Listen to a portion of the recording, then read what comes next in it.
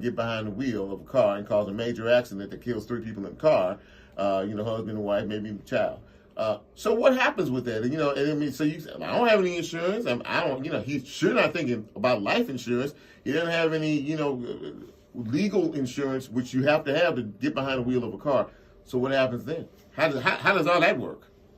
Well, I think that's what this law addresses. Those scenarios where maybe this person doesn't have insurance. Well, you can pay child support.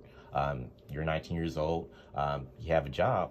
Why can't you make child support payments? Now, the law does contemplate a scenario where there's an option of getting a civil judgment and a child support amount.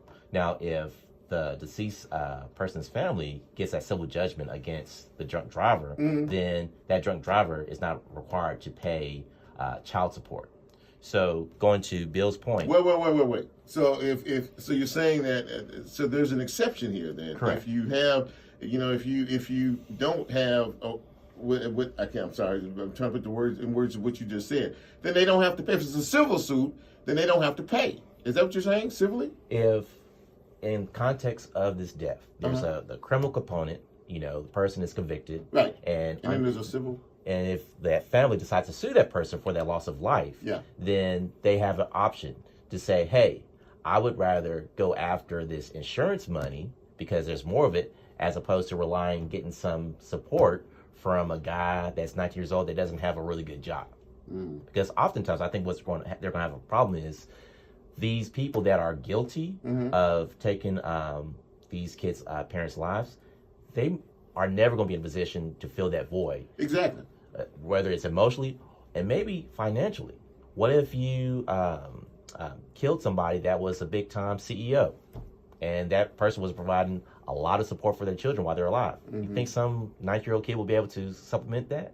Of course not. So in that case, the family might say, like, look, if this person has insurance, let's go the civil route and get a judgment, and we don't have to worry about asking for child support from this person. So if you go the civil route, then the insurance company is compelled to pay.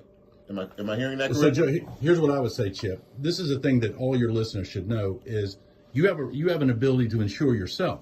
So the one thing that people don't get enough of that I see in my practice is uninsured or underinsurance, meaning somebody may only have minimum $25,000 limits, but you have a right under your insurance policy to buy extra coverage.